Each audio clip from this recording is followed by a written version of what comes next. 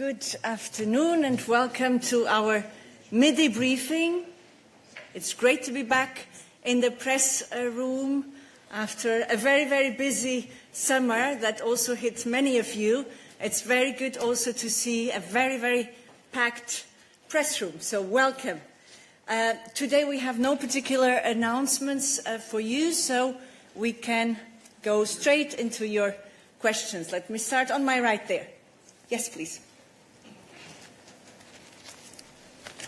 Yes, hi. Frank Dürr for Arte Television. Could we have a reaction to the ship from SOS Mediterranee being fired at by the Libyan Coast Guard, please?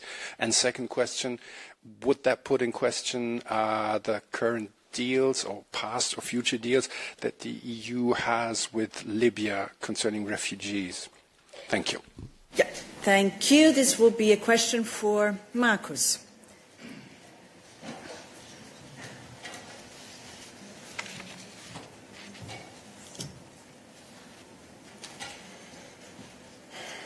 Thank you very much. We have seen the press reports. We have reached out to the relevant Libyan authorities regarding this reported incident to clarify the facts.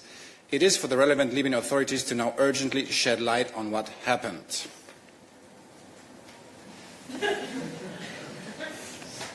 And we have a follow-up.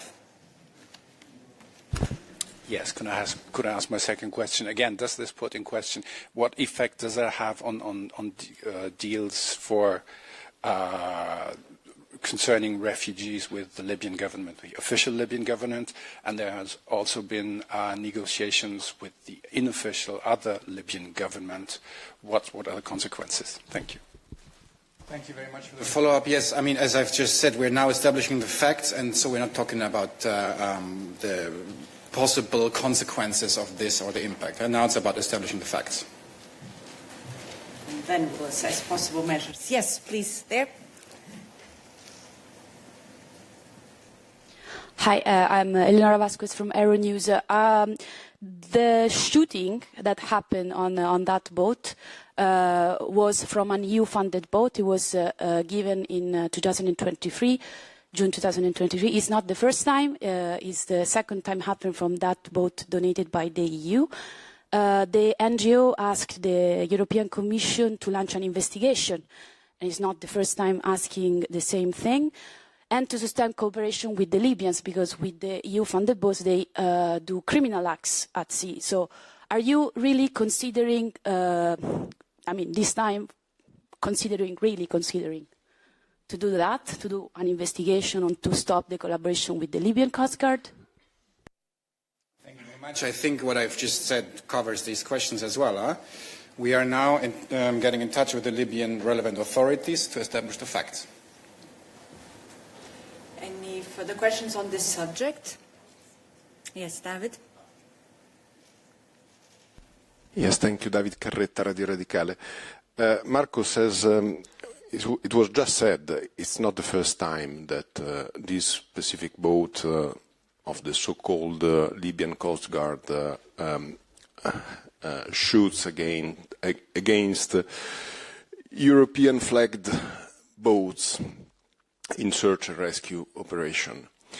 You said that it's up to the Libyan authorities to clarify facts, but as you know very well, the problem is that those boats are donated by Italy with the financing of the European Union.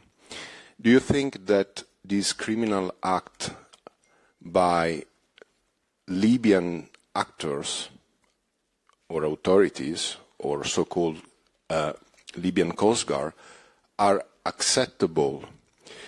And what was the consequence that the European Commission draw when the, you called it incident, the previous incident took place, apart from reach out and say, okay, you can go ahead with your criminal practice if you stop migrants and intercept them in the sea? Thank you. A couple of words in general about search and rescue operations. All these search and rescue operations need to operate with the required diligence and in full respect of international law and international maritime law. That's out of the questions. So now we're not here in a position to comment further at this stage because we now need to establish the facts on this incident. So I cannot say anything beyond what I've just said. Yes, David. Yes, can you remind me what were the consequences or the lesson you draw last time there was an incident like that one? And second point, which facts you have to establish? You have video of Libyan Coast Guard boat shooting against an NGO boat. What facts are you talking about?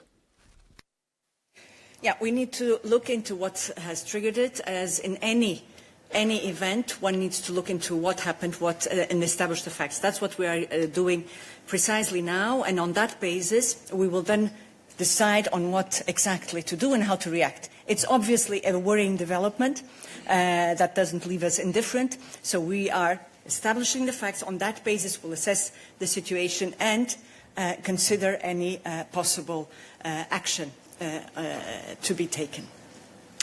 Any further questions on this subject? Yes. Thank you, Magnus, with Euractiv. You say it's up to the Libyan authorities to establish the facts. Then plain and simple, does the European Commission trust the Libyan authorities? Maybe again, we have reached out to the relevant Libyan authorities to establish the facts, to shed light on the facts. We have not been sur place.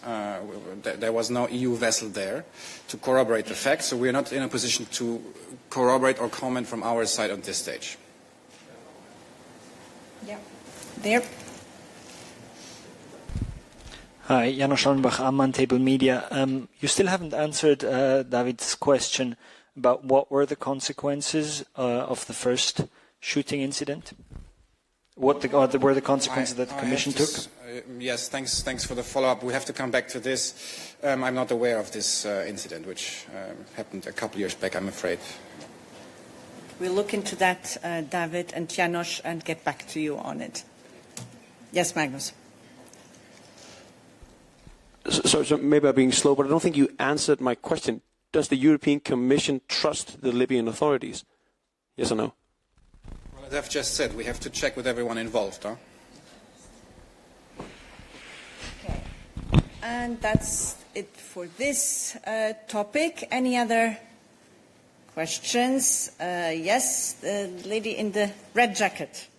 Sorry, I don't know your name. Hi there, Suzanne Lynch from Bloomberg.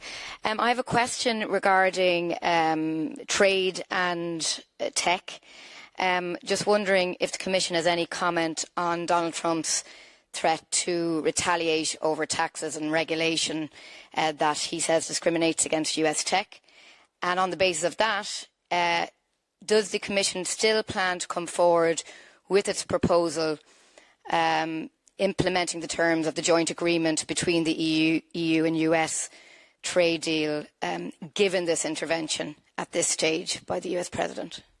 Thank you, Susanna. Indeed, I had not recognized you before giving the floor to Thomas on this, just to make sure there are no further questions for Marcus on the Just and Home, but also stepping in for Guillaume today. Yes, Stefan. For Marcus?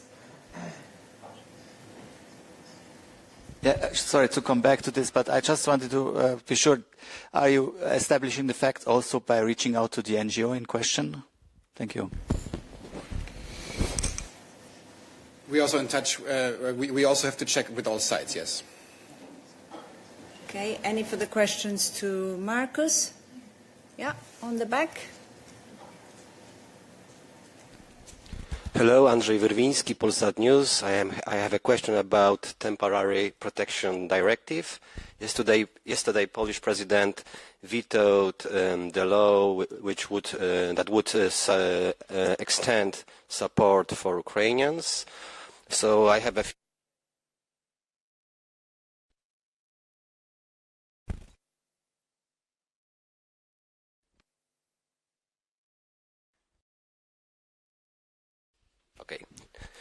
So does it mean that the current regulation will expire at the end of September? So if no new law is accepted, does it mean that Ukrainians will lose support? And the second question is about healthcare, because Polish president also said that access to healthcare should be conditional of paying taxes, contributions, and so on. Is it in line with the directive? Yes, Marcus. Thanks very much for the questions. On the draft law, we have seen the reports. The Commission does not comment on draft legislation. So that's what I can say on the issue itself, on the text itself that we are discussing about. Now, when it comes to temporary protection and the temporary protection directive in general, our position is well known. Since Russia's illegal invasion of Ukraine, the Commission stood ready to support Ukraine and its people, and we will continue to do so for as long as it takes. Since the start of Russia's war of aggression against Ukraine, over 4.3 million displaced people from Ukraine have found safety, shelter and opportunities across the EU. And in June 2025, the Commission set out a common European path for the future of Ukrainian refugees in the EU. This will ensure stability and continued protection until March 2027, whilst paving the way for a transition out of temporary protection once the necessary conditions are met. So now that's important also to reply directly to your questions. Member States adopted the prolongation of temporary protection at the Home Affairs Council in July until 2027. By doing so, the EU is reinforcing its unwavering commitment to support Ukraine for as long as needed. So now on the social benefits and on medical benefits. The level of social and family benefits varies from one member state to another. In general, according to the directive, member states have to provide, if there's not sufficient resources themselves by the beneficiaries, have to provide people enjoying temporary protection with the necessary assistance in terms of social welfare, medical care and livelihood. However, the Temporary Protection Directive does not provide for an amount or a minimum threshold of social assistance. Its level remains for member states to decide.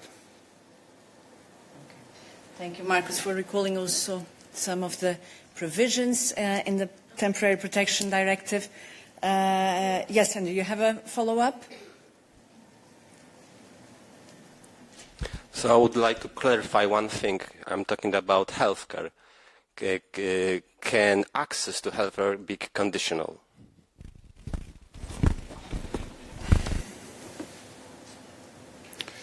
Necessary assistance is provided for under the directive, but the threshold or a minimum threshold is not provided for. That's what I can say.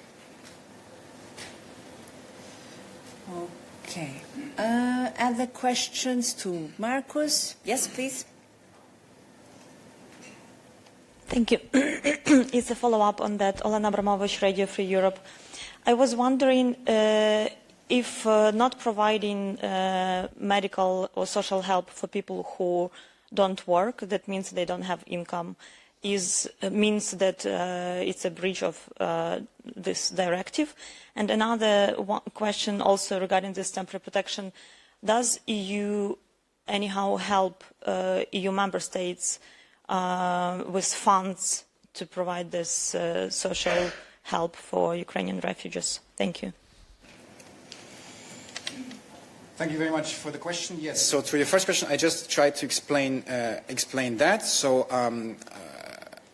assistance must be provided, but how much is to be determined by member states. On the second one, yes, we do provide funding. We do provide lots of funding. We have just recently, before the summer, published a decision to provide another 3 billion for member states hosting Ukrainian refugees. That's something we do under our Home Affairs funds, and I'm happy to provide you with more details if needed in writing as well. Just write to my team and you get the reply. Okay. Yes, please. Valeria Pashko, public broadcaster of Ukraine. Since you're replacing Guillaume today, so Ukraine's anti-corruption, the heads of Ukraine's anti-corruption bureau and anti-corruption prosecutor office are coming to Brussels today for talks with Commissioner Kos. And my question is, what is the agenda of this meeting? And if they have already met, what is the result? Everything that you can share on this regard. Thanks. Thank you very much. Yes, indeed, Commissioner Kos is meeting with Mr. Alexander Klimenko and with Mr. Semen Krivonos and the heads of the Specialized Anti-Corruption Prosecutor's Office of Ukraine and the National Anti-Corruption Bureau of Ukraine. Today, as far as I'm informed, this meeting will take place in the afternoon. And yes, let's please wait for whatever we can say about the meeting until it has happened. Yeah. Yes, please.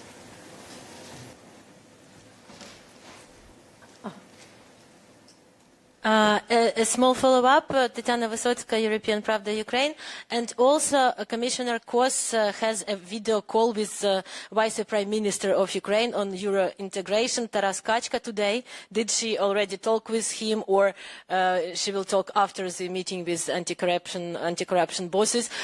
Is these two meetings connected or no? The agenda is the same, or and maybe there are some news about opening the cluster of for Ukraine in the negotiations. Maybe it is all connected. Thank you. That video call with the Deputy Prime Minister. The aim is to take stock of Ukraine's accession process, including the reform agenda, as well as the next steps as regards the accession in the Council. And there we go already. I think the meeting is taking place as we speak. And there we go already. To your reply to your second question, that's something for the Council, as you know, and that's what we can say about it. Yeah. We have put forward a very clear proposal in this sense. Yes, please. Follow-up. Evaldas Labanauskas, Lithuania Radio and Television. Is it possible that on technical level we, European Union, can open the negotiation on first or second clusters without political decision of all 27 members? Thank you. Thank you very much. Since I'm replacing Guillaume, I cannot really go into the details of how this works. So I have to come back to you. Yeah. But you know the rules. It requires unanimity of all member states to open the clusters, and that's why we continue to work with Ukraine, encouraging them to do the reforms that they have been carrying out independently of the opening of the clusters, because this work will pay off. And we are, of course, working with all member states to make sure that sooner rather than later we can proceed also with the formal opening of the clusters. Other questions to Marcus? I'm looking at the questions online. Barbara Machado, is this a question for Marcos? No, I don't believe so. It's about the US-EU trade deal. Okay, then we will come back to you, Barbara, later on. So we had a question from Suzanne on the US announced measures. Maybe very briefly you can just repeat your question so that we're all on the same page, Suzanne. And this will be essentially for Thomas. Yes. Hi, Thomas. Just any reaction to Donald Trump's threatened retaliation against any tech taxes or rules or regulation? And also, is this going to impact the European Commission's plan to come forward with legislation formalising the EU-US joint agreement that was agreed last week, given this last-minute intervention by Donald Trump on the issue of trade and tech? Suzanne, just before giving the floor to Thomas, I think it's useful to recall that what we've been saying a number of times, that it is the sovereign right of the EU and its member states to regulate economic activities on our territory, which are consistent with our democratic values. And to come to the second part of your question, this is also why this was not part of our agreement with the US, our recent agreement with the US. So these are separate questions, and we will proceed with the implementation of the framework agreement, which does not, and rightly so, does not cover this question. On the broader context, Thomas. You said it all. I said it all. You said it all. Yes, Jorge. Hello, Paula. Two questions. The first one, do you consider the all-inclusive tariff as a legally binding protection against a retaliatory tariff of this kind as Donald Trump is currently threatening? And second, more for Thomas, has the Commission provided its officials working for the DSA with any guidance or parameters in case of any sanctions imposed by the United States government? Thank you. Thank you, Jorge. I'll take the second part of the question. Yes, of course, EU officials working on the DSA and the DMA and tech legislation, generally speaking, have clear guidance from the institution. Why? Because they work on extremely market-sensitive cases. They have extremely sensitive information that touches upon these platforms at their disposal. So this is more guidance on how we treat this information and not guidance on the hypothetical announcement made on the other side of the Atlantic. And on the question of the tariffs, we have an all-inclusive tariff indeed, which applies to the products. So, to clarify. Yes, they're still on this topic, I assume.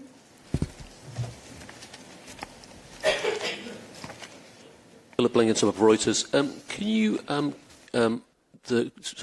Commissioner Šefčovič last week was saying that the Commission planned to introduce its or present its proposals on industrial tariffs with regard to the US this in August, which means obviously this week. So can we confirm that it will happen, that the presentation will be this week? Could you say when? And do you have a sense already of what the approval process will be, i.e. just Member States or Member States and Parliament as well?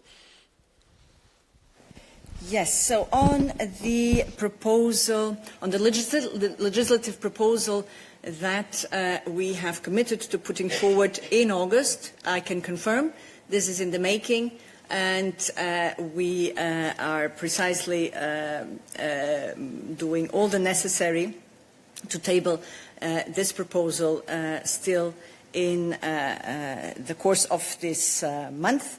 Now, we're not going into the details of the internal procedure, but I can confirm indeed that we are advancing in this sense.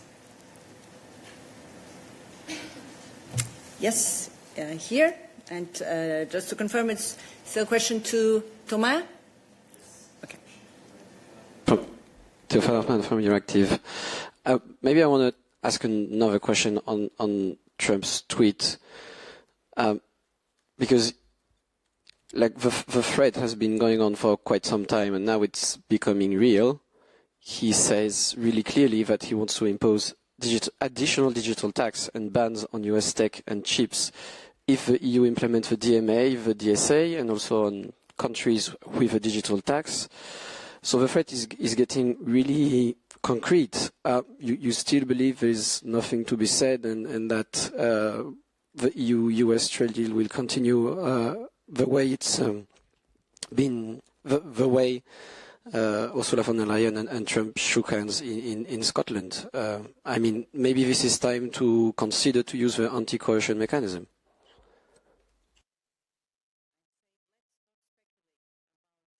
Possible future hypothetical measures.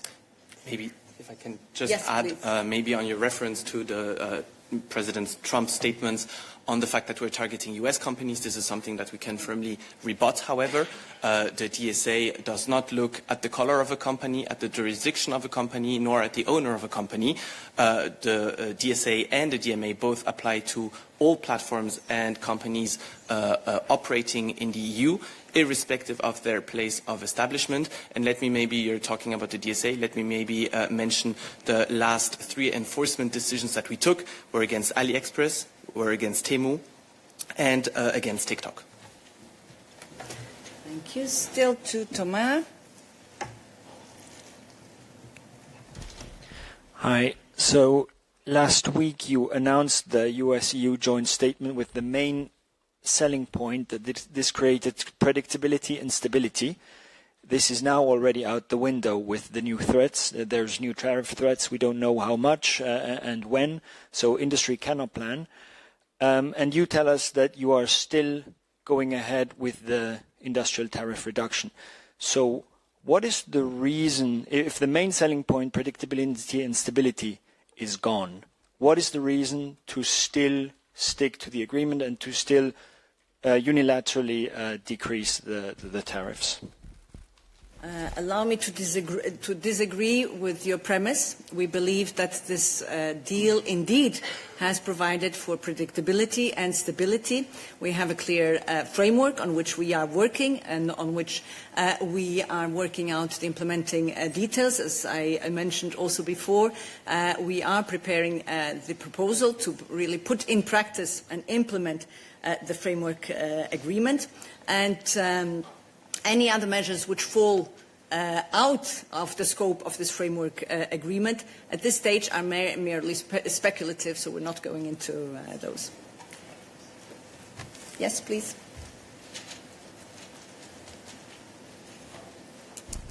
Thank you very much. It's Edith Hancock with Dow Jones. Just to follow up on that, I wanted to talk about the wording of the joint statement where we talk about digital trade barriers. It goes on to talk about network usage fees, but the fact remains that the US Trump's administration is not very happy with the DSA or the DMA. That kind of pressure has been ongoing for months and months and months. So I wonder how confident and why are you so confident that what you have in the joint statement protects you from further pressure and eventually having to cede ground on those laws? I think we're still in the same type of questions, right? So I'll just repeat. Yes, we are confident that we have a good basis which provides for predictability, stability. We're working on both sides of the Atlantic to implement it, and anything else beyond what is covered by this agreement is merely speculative at this stage.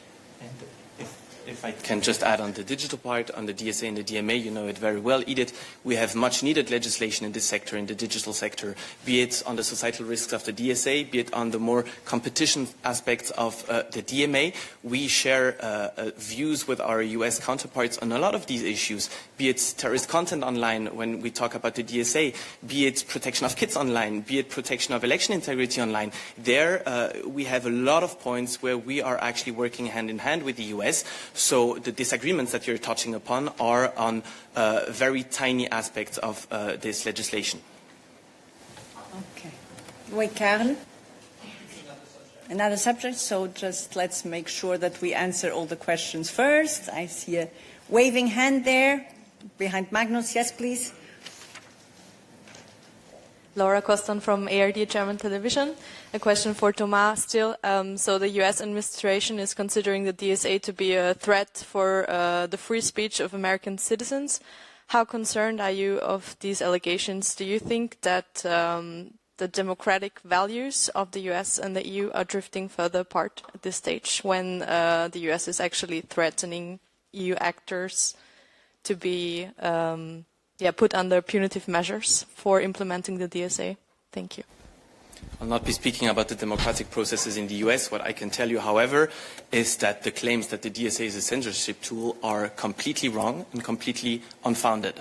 I can give you some concrete elements regarding to this. First, freedom of expression is a fundamental right in the EU. It's a core value, and it's fully embedded in the DSA. Let me give you a figure, maybe. Let's stay on facts, not to fuel a debate, but let's stay on facts. What is the DSA asking? The DSA is asking platforms to enforce their own terms and conditions. That's what we're asking platforms to do. They define themselves in their terms and conditions a lot of things that should not be on their own platforms. And when we're talking about this, more than 99% of content moderation decisions taken here in the EU online are proactively done by platforms based on their own terms and conditions. So we're not asking platforms to remove content, we're asking them to enforce their own terms and conditions. Now, you're referring to the US, let's speak about one platform maybe, let's speak about Meta. We're even concerned that they're taking this too far, that they're removing too much content. And here we have opened an investigation last year, and we're still actively looking into it. So no, the censorship claims are completely unfounded.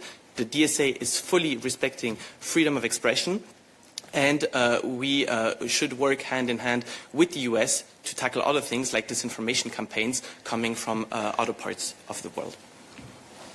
Still to Thomas. Yes, please.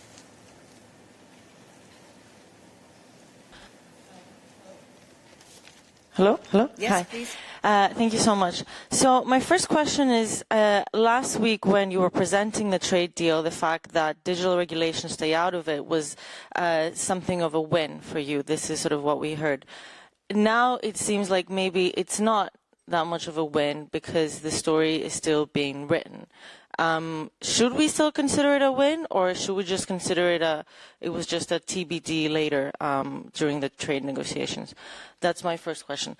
My second question is, have you really not given any guidance to DSA staff about traveling to the US, given that there are there is a bill being considered, like the State Department has a new policy on visas. Have you not given any specific guidance about traveling to the US, not about how to handle sensitive information? And my third question is about the investigations, because it's great to stand by your right to regulate, which you have. But now, don't we need some enforcement to see that regulation in practice? So what is an update on that? Thank you so much. Maybe first on your second question on the guidance, you're saying it yourself in the question, this is a potential visa restriction. We are taking action and giving guidance to staff members once we have something really on the table. So here the only thing we have on the table is market-sensitive information at our disposal, hence the guidance to our staff members, how to treat this carefully. Why? Because in the EU we are always following due process, respecting companies and respecting their sensitive information. Now on the enforcement, on your third question, we are actively working on all these DSA investigations. I mean, we have adopted recently decisions under the DMA when it comes to Apple and when it comes to Meta, more recently under the DSA when it comes to TikTok, when it comes to AliExpress. I also mentioned just a minute ago Temu. So work is going on. We have, again, more than 150 people working on the DSA on a daily basis. They will keep working on that. Why are certain decisions taking more time than others? Precisely because, again, we're following due process. We will not shoot at a company from the hip. We will make sure that we have an evidence-based and solid case at our disposal. Why? Because we need to win this in court. And on your first question, yes, I confirm it was absolutely the right decision not to have tech legislation, our tech legislation, as part of the discussions with the US. On the back. Thank you for taking our questions. Gina Smilik with the New York Times. I wonder, have you been in touch? Has the Commission been in touch with the State Department over this potential pending policy about DSA enforcement and the potential sanctions against people who are implementing it? We are in regular contact with our counterparts in the US. In particular, in light of the implementation of the joint statement that was issued last week, and so anything that is relevant in that sense is brought up, is discussed. We are in regular contact with our US counterparts. Yes, I see David. Thank you, Paula, for the opportunity. Since you are in regular contact with the Trump administration and U.S. administration, have you already reached out them on the post on Truth by President Trump tonight to clarify if the EU will be targeted by the tariffs and export restrictions that Trump put forward, or are you going to reach out the administration or the president call President Trump to clarify that point? I would have a second question on the legislative process. Apologies, I wasn't there for some weeks, so maybe you have all answered already to that question. But how can, without FTA, so a free trade agreement, how can you abide to the WTO rule on most favored nation?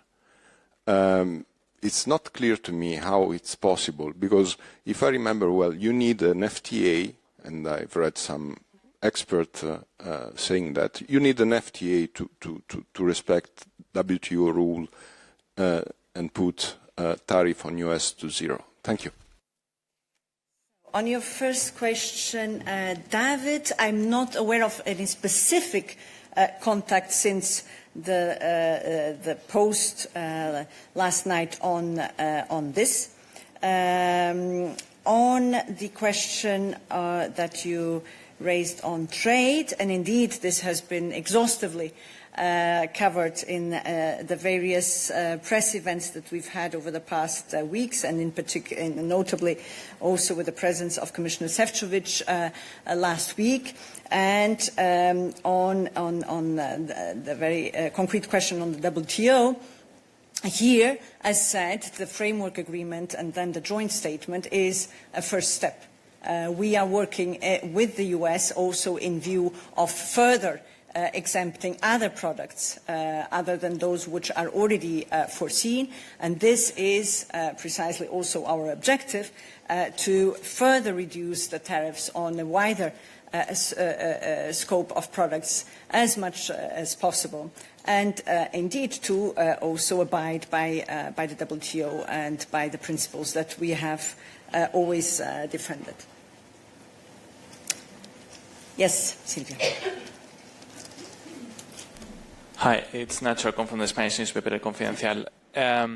You've always said that you will react to any tariff in the past during the last month, that you will react to any tariffs. This has been always your speech. So if Trump is real and they finally take measures in form of tariffs against jurisdictions that they have digital taxes, or, for example, that the DMA, would you consider then to react on the service side, because we have always talked about good sides? So if they take measures against, for example, the European Union in form of tariffs, I'm not talking about possible sanctions, but on tariffs, would the European Union in their reaction consider the services? I think we're coming in circles and the questions are now being repeated. We will not go into what-if questions.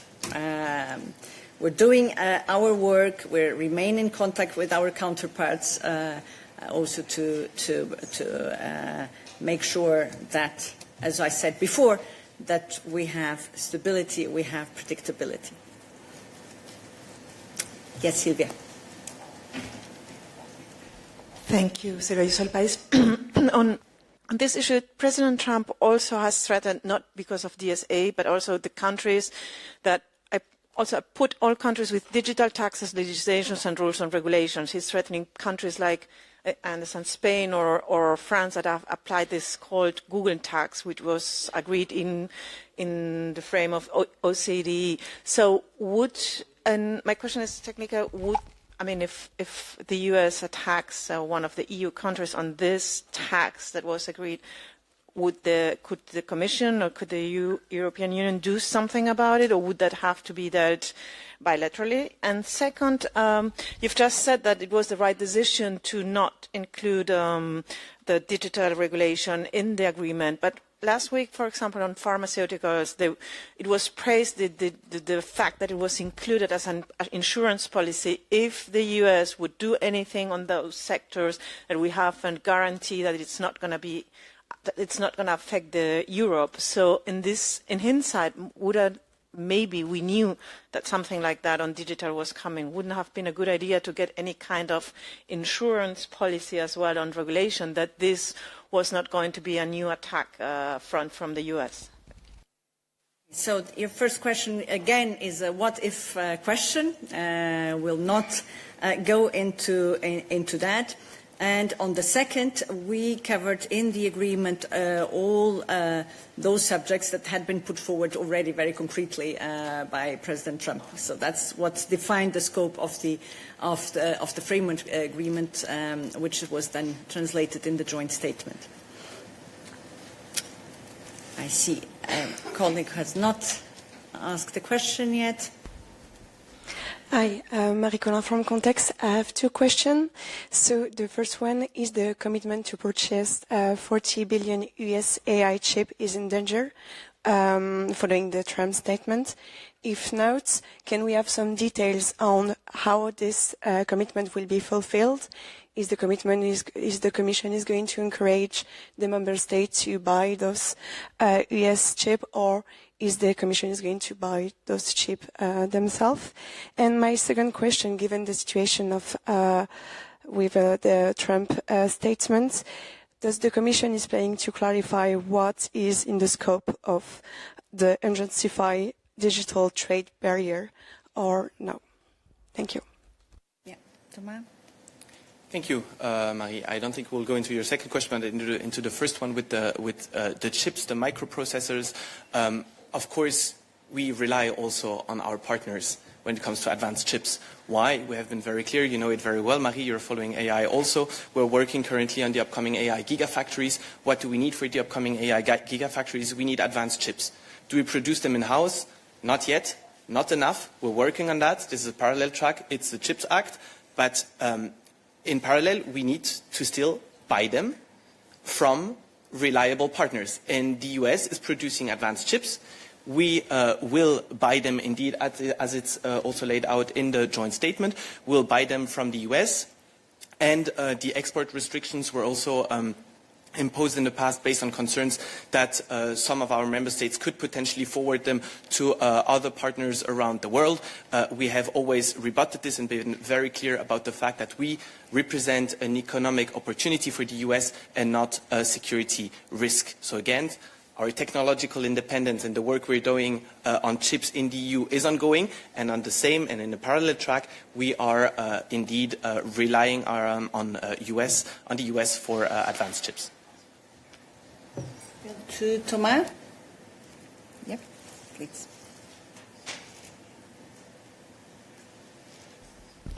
Thanks. Is the Commission still coming forward with the Digital Networks Act before the end of the year? And a second question, since you say it's the predictability of the trade deal is still there, can you predict for us what a German industrial machine producer will, what kind of tariff it will face in 3 months' time when he exports to the US?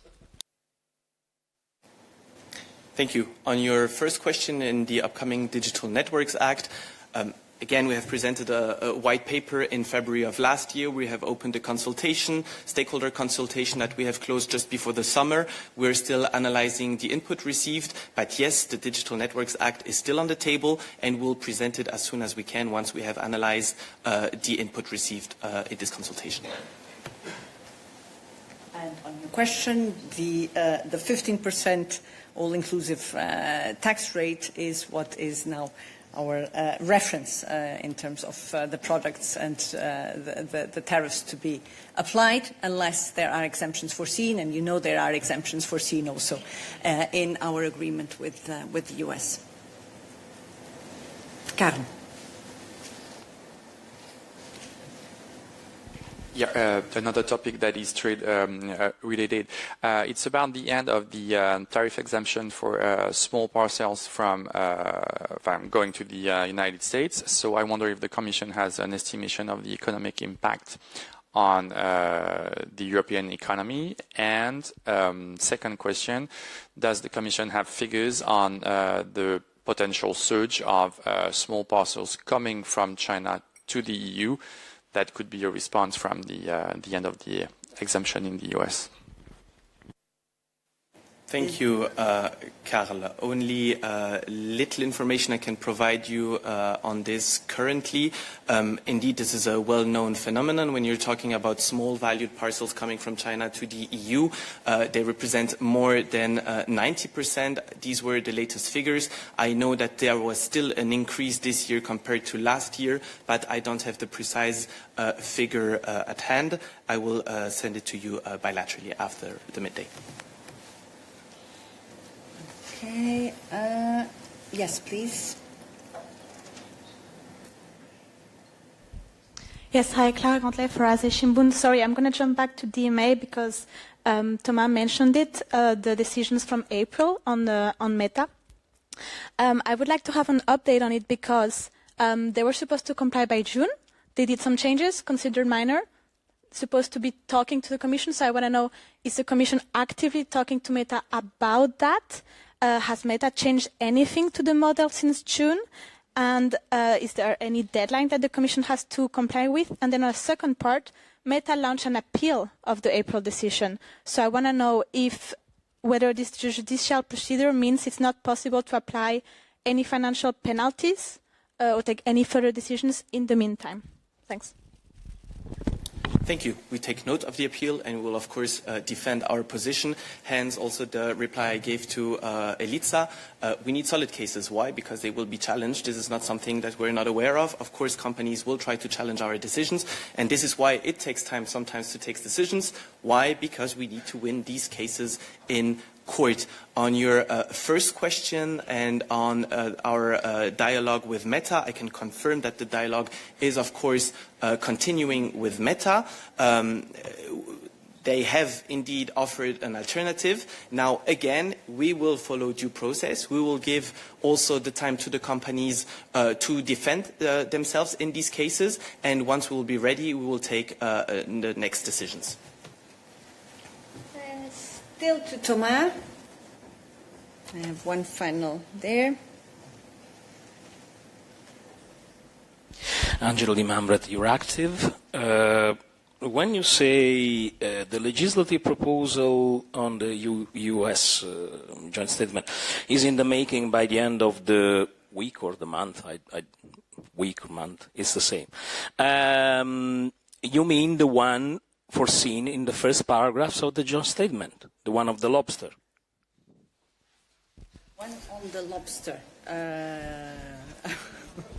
I'm looking in, as you may have noticed, Olaf is not here with us today. So yes, I confirm it refers to the first paragraph of the joint statement. We're here with help from Ariane and the colleagues. Now to Thomas, so that we can see if we can let Thomas go. Yes? Yes, Thomas? It's on trade.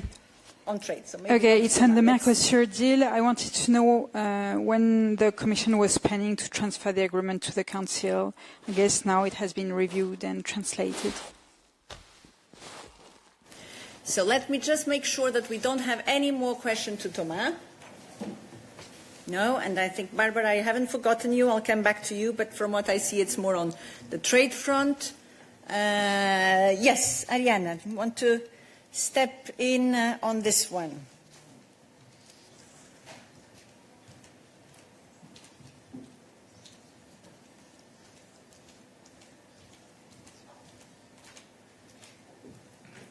I actually don't have much there to add. I believe that Olaf has been answering these questions earlier this month, a couple of weeks ago, but basically we are working on it and it should come very soon, but we don't have a precise time frame to commit to. Okay. Barbara Machado, you've been patiently waiting. Thank you so much. So I wanted to ask, the EU-US joint statement on trade says that the two parties intend to accept and provide mutual recognition to each other's standards. Can you ensure us that the EU CO2 emission limits set by the EU CO2 standards for cars will have to be respected, also by US car makers? Thank you so much. Perhaps on this, indeed, the joint statement says that the EU and the United States are interested in working together to address red tape that hinders trade. This could include, for example, the working towards recognition of some of each other's standards or streamlining procedures, like, for example, conformity assessment. This is, of course, work that builds on our previous discussions with our US counterpart. The details of it are yet to be discussed with the United States. But of course, we remain committed to the ultimate objectives of our registration. We're speaking about red tape cutting in these specific cases. Okay, that's as much as we can say for the moment. Christian? Thanks, Paula. It's on the same question, on the same topic. Just specifically, whether you can confirm whether this commitment, and it seems to me that it goes a little bit further than that, because you're saying that you will mutually accept each other's standards. So it could be good if you clarify that. But also, specifically, is this commitment contingent on the US imposing more stringent safety requirements, or if not, how do you envision bridging that gap with the lower US standards on safety? We have the joint framework, which is a political agreement and a general framework under which we intend to continue work with our US partners. Commissioner Šefčovič has said himself that this is a starting point in many ways, be it on granting exemptions, but also on bringing forward our relationship in a number of areas. The one of recognition of standards is one of these areas where we have a joint intention of working together to facilitate processes to cut red tape, and this is what we will be doing with our counterparts. At this stage, of course, I cannot enter in the specifics beyond what is said in the joint statement itself, which is an intention to work in this direction, but I would not be in a position to give you exactly details of how this joint work will proceed from now on. Okay. Yes, Jennifer.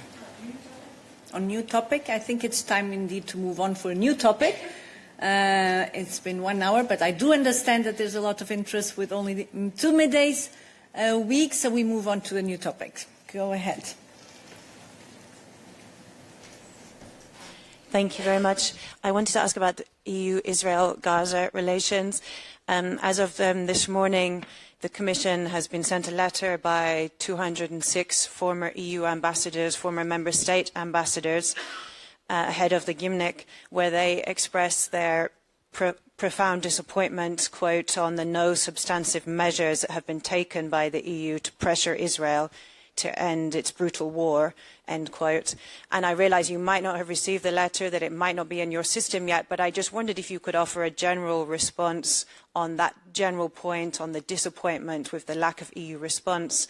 And secondly, what measures or what plans the Commission, the High Rep, has for the Gymnich this week, whether you see it as a moment to try to marshal support for any of the particular options in the Kaya Kallas paper. Thank you. Yes. Anwar, can you help us on this one?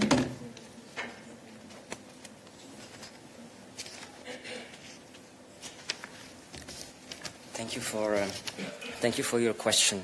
Look, I would refrain from commenting on a letter or document that you say yourself might not have reached us.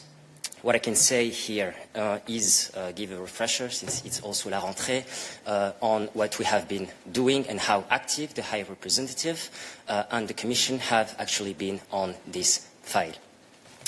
So you will also remember that the cycle of the last Foreign Affairs Council that we had were also a forum where the foreign ministers have extensively been discussing the issue and the situation in the Middle East, as well as the humanitarian situation and catastrophe in Gaza.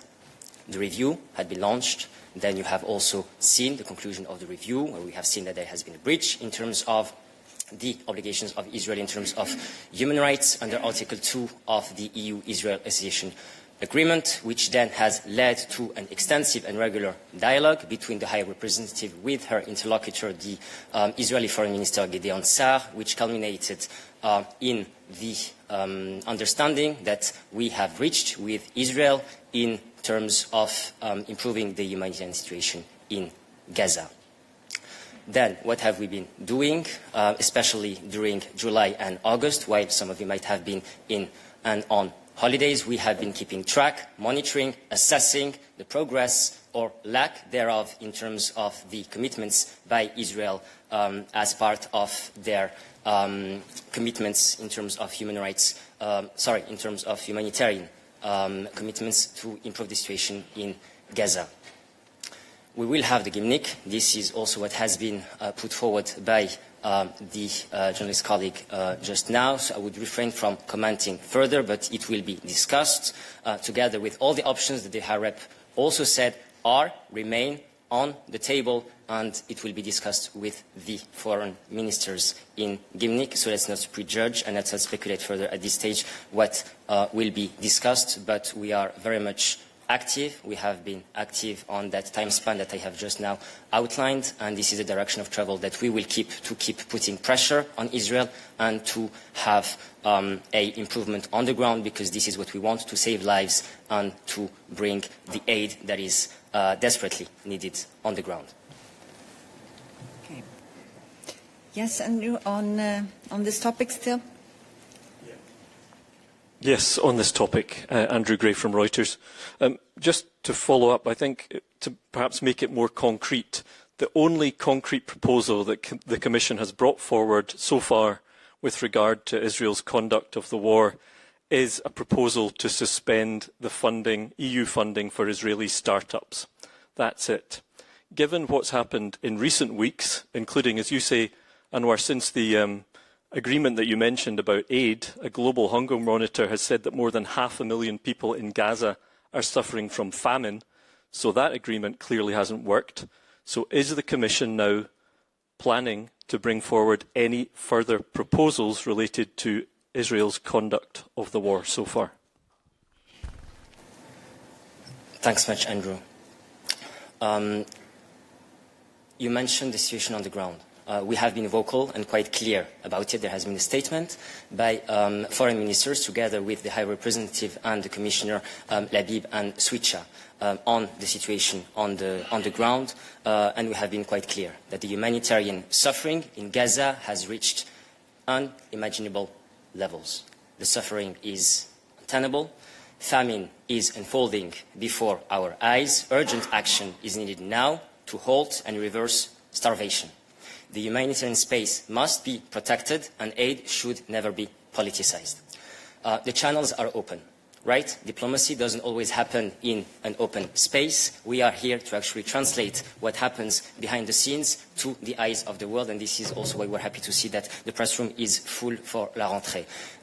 The contacts have been quite regular between the High Representative and the Israeli Foreign Minister to keep putting the pressure, and this is what we do in diplomacy, because you know that it's made of incentives and disincentives. You also know that an inventory option paper was drafted and is on the table, and the High Representative has also been clear that all options remain on the table and will be discussed with foreign ministers. So the process is ongoing, and we will comment and we will announce in due time if there is any decision that will see the light of day. But I would also here to recall the decision that has been taken in the last weeks when we had the proposal by the Commission in the sense of proposing a partial suspension in terms of the EU-Israel Association Agreement under the Horizon Europe. So all the different instruments are being activated. There has been, and also to comment on the sanction angle, because this is also what you are referring to here between the lines, the golden rule remains unanimity between member states, and the situation in terms of any further sanctions will need to see the agreement of the 27 member states. So this is what we can say at this stage. Work is ongoing. You don't necessarily see it, but it is happening.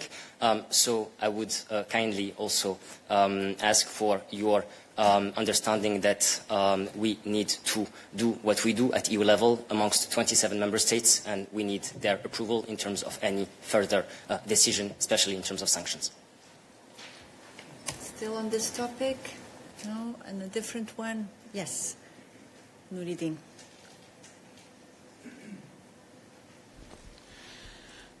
Thank you, Paula. I have follow-up.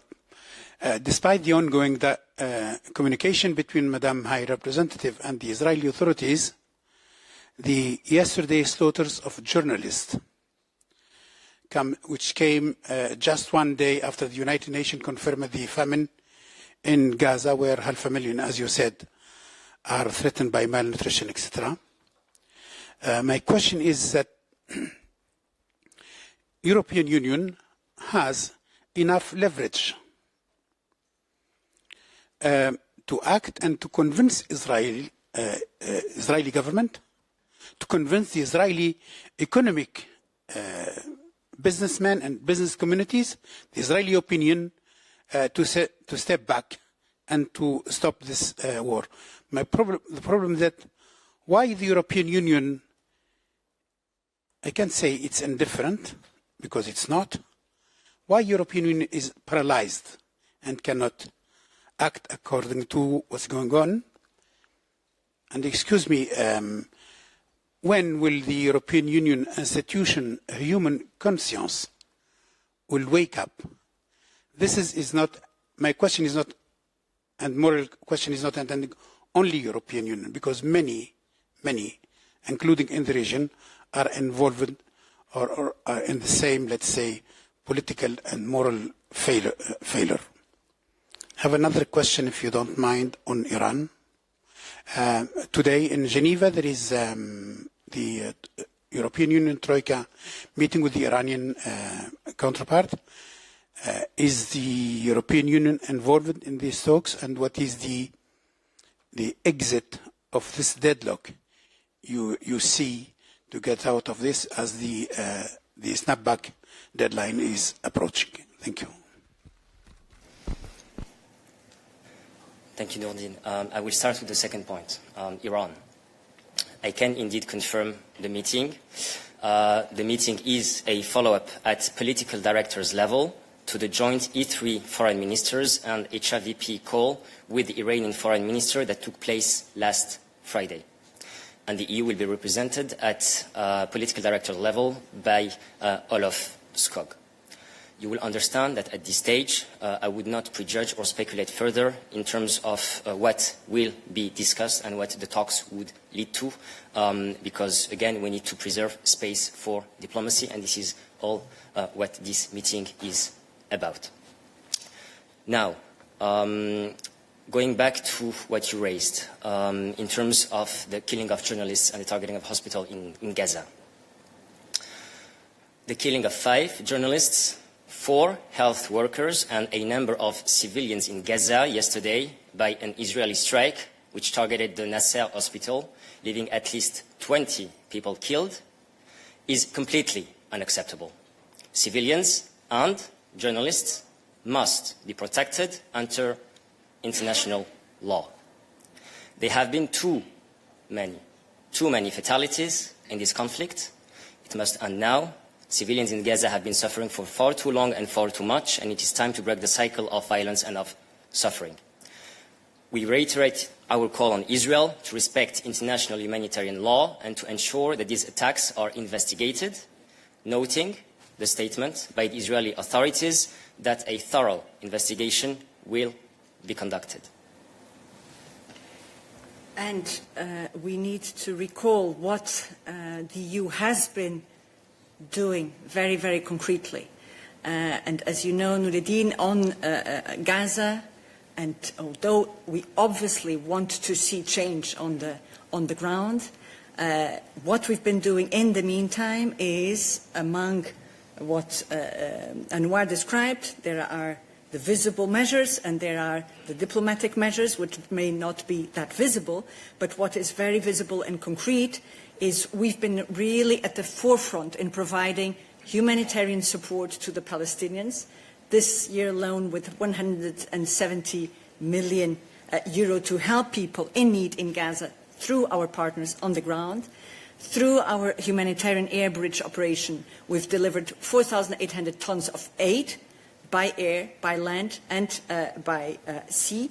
We have been firm and consistent in demanding unrestricted access of humanitarian aid to Gaza, and this has been reiterated, as you know, at all levels by our president, by various members of the college, and we are preparing for the day after the conflict, where we would be able to support a Palestinian authority. I think it's worth reminding also those very specific measures that we have been taking. Still on this subject, I see one question there. Bonjour, Zeynep pour Al Jazeera. J'aimerais revenir sur la question de Nordine concernant les journalistes qui ont été tués. Est-ce que la Commission européenne envisage-t-elle des actions concrètes pour protéger les journalistes, la liberté de la presse et la sécurité des journalistes sur le terrain? And let me also say on this that we were, of course, very shocked by the fact that there are also journalists that have been the victim of these strikes, which is unacceptable. They are doing their work. They are pursuing their work in extremely dangerous conditions. Mar, anything you wanted to add on this? What can we do as part of diplomacy? We can recall international law, and we have been doing that in line with our values, to also come back to the point that has been raised in terms of the moral values of the EU. And we have been strongly advocating for the safety, security and protection of journalists at all times, including war times, and we have been clear in our dialogue with Israel that journalists must be protected, the same way civilians must be protected at all times. Still on this topic? Wait. Hello, Milda Velikanskita from Lithuania National Radio and Television. I want to go back to Ukraine and the security guarantees. The president of Ukraine, Volodymyr Zelensky, said that the security guarantees will be finished in a few days. That he said on Saturday. Today is Tuesday, so maybe you can tell us when we can expect to hear about security guarantees specific, or even better, to read them written down. Thank you. If you bear with us, because I think there was still a question related to Israel and Gaza, and then we conclude on this topic and come back to you. Oui, bonjour, Olivier Beau pour l'AFP. Je voulais savoir pourquoi on doit attendre 24 heures, plus 24 heures pour avoir une réaction sur ce qui s'est passé hier, quand Madame Labi, par exemple, qui est commissaire européenne, elle réagit assez vite. Pourquoi est-ce qu'on n'a pas eu aussi une réaction de Madame Kallas ou de la présidente de la Commission sur cette tragédie? Et je voulais savoir aussi qu'est-ce que vous attendez de l'enquête qui a été annoncée par les autorités israéliennes, sachant que des incidents similaires ont également donné lieu à des enquêtes sur lesquelles on n'a jamais eu le moindre résultat. Donc je voudrais savoir ce que cette fois-ci vous attendez précisément de cette enquête. Merci. Merci Olivier. Je ne pense pas qu'on va commencer à ouvrir une boîte de Pandore sur la timeline en termes de quelle réaction a lieu quand, etc., etc.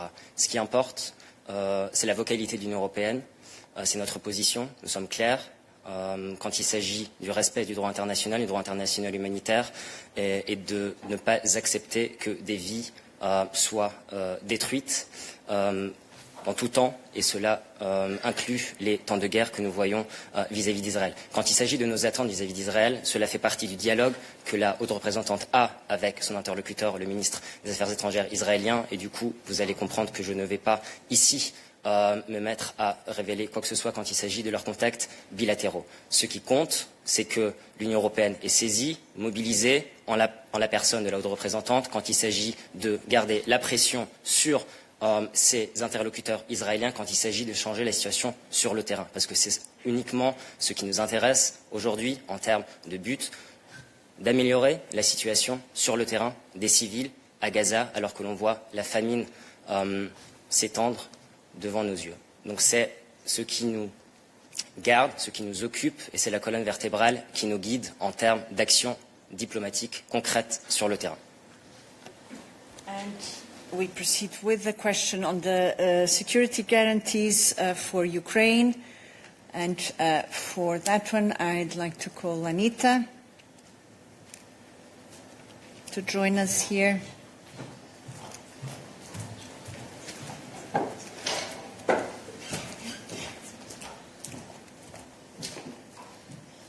Thank you.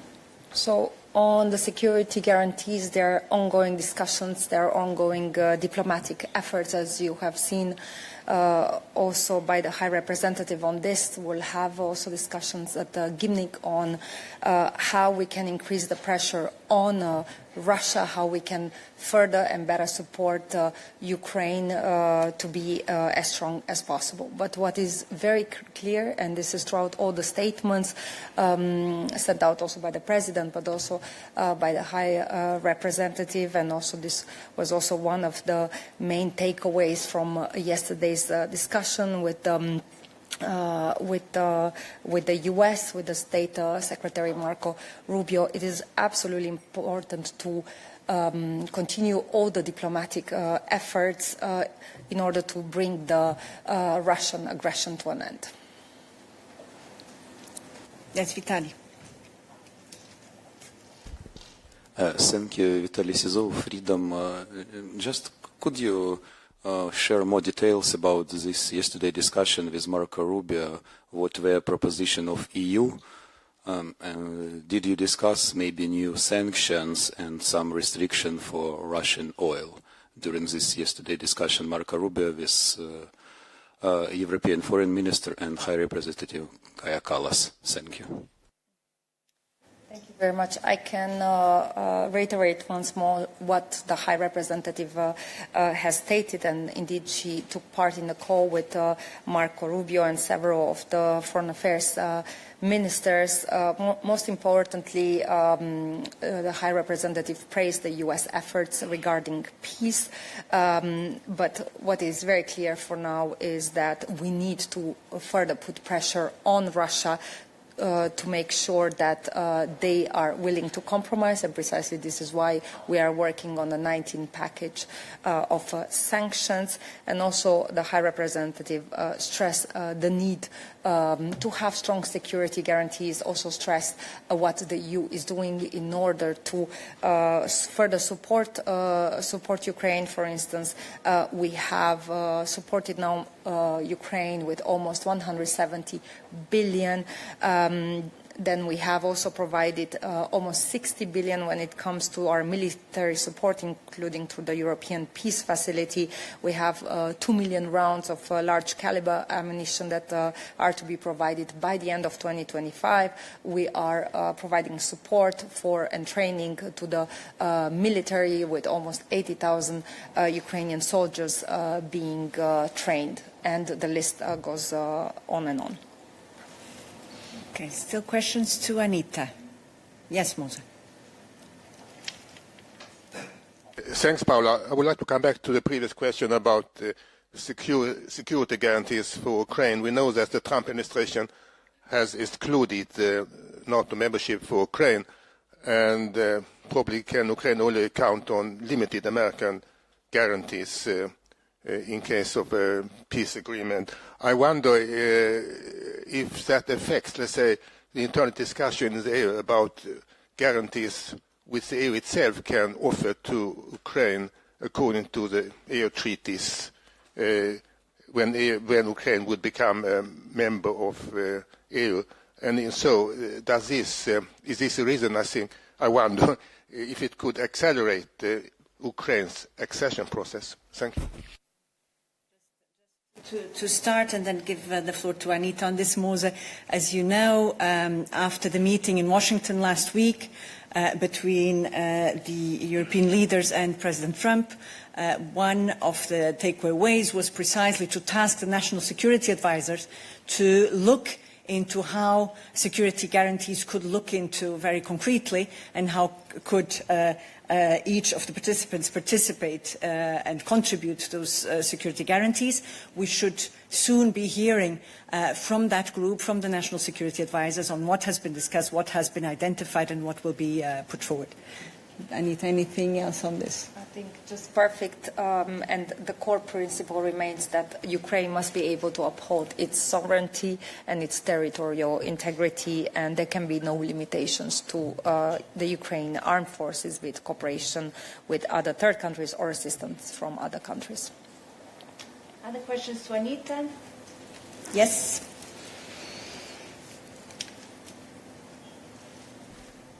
Thank you very much, Ron Nepsova.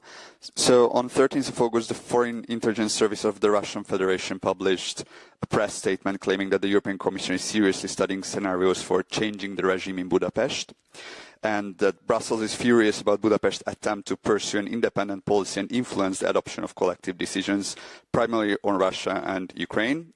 And of course, but also they also said, sorry, just one more thing, is that von der Leyen has the plan to bring Péter Magyar to power in Budapest in the parliamentary elections in the spring of 2026, or maybe even earlier. So the Foreign Intelligence Service of Russian Federation said that.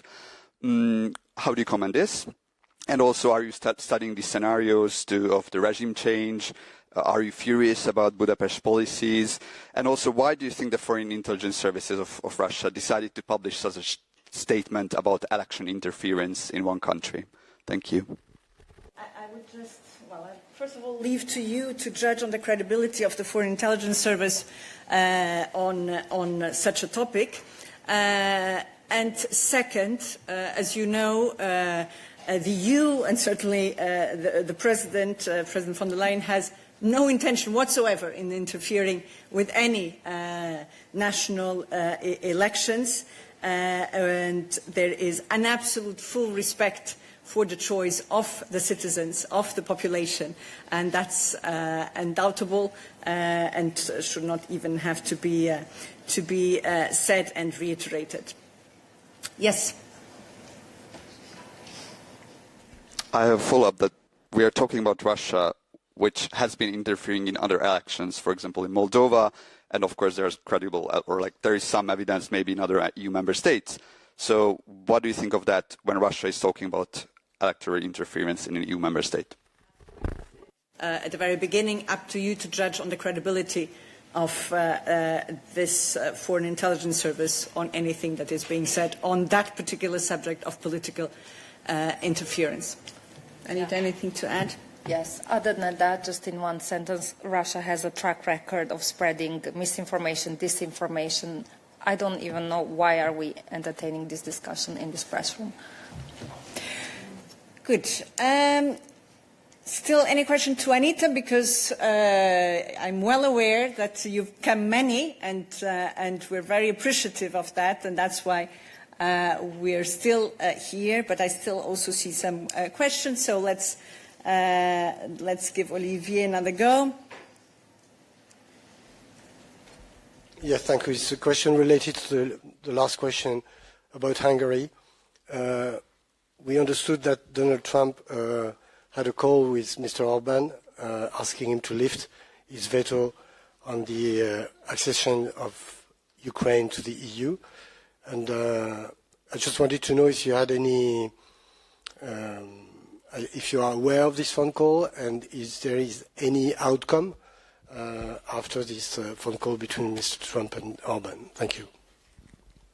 I have no further information on this other than what probably we have all read.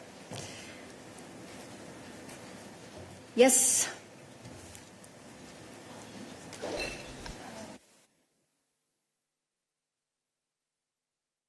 Valentina Vasilova, TVP.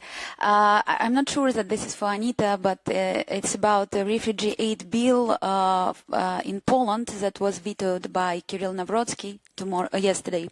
So this bill was included cut due to the Polish cut of Polish financing of Starlink. So if this bill will be adopted, Poland can stop pay for Starlink, which Ukraine used for their defense and intelligence. What is your position about that? Will you try to stop these bills, to stop this law? Will you try to talk with Poland that they supposed to finance Starlink? What is your position about that in general? So are we talking about the bill that you discussed at the very beginning of this long midday? Yes, Valentina, there's not more we can say at this point. It is a draft bill, and therefore we also don't go into the details of that draft. So for the moment, there's nothing that we can add on top of what Marcos had said at the very beginning of the midday. And I still have one foreign affairs question from, again, a patient colleague online, Rosa Sunivia. I hadn't seen it before, so it's probably not for Anita, but rather for Anwar. But let's come in. Thank you very much. Thank you very much for taking this. I just wanted first a quick clarification from Anwar. You said the golden rule on Israel is unanimity.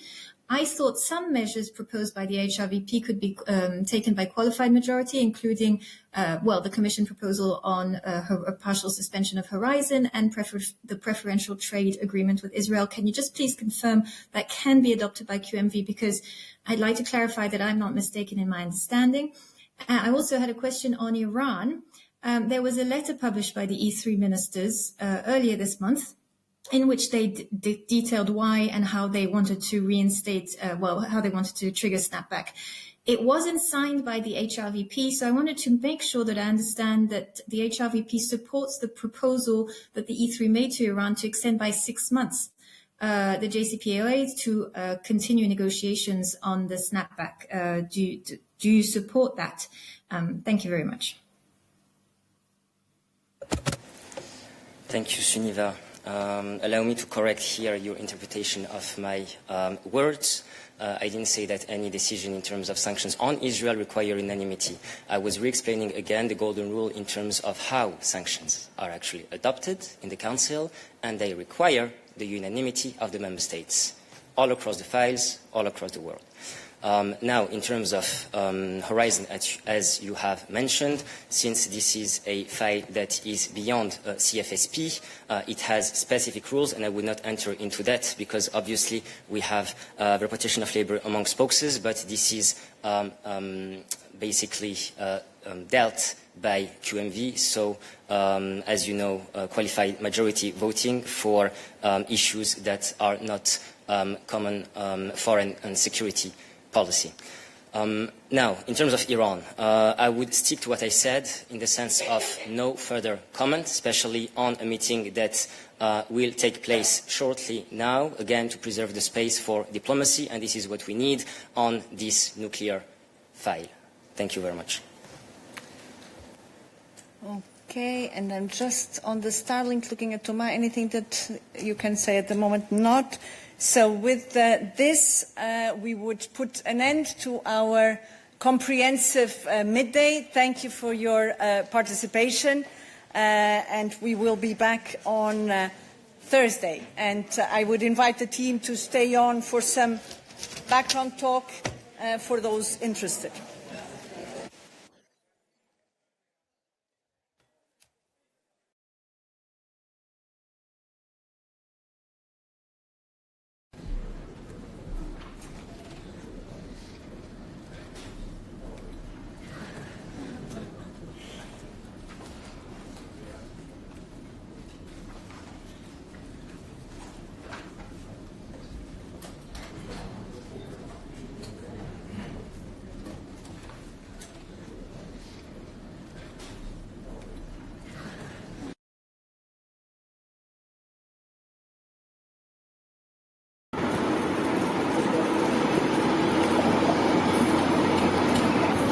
Gracias,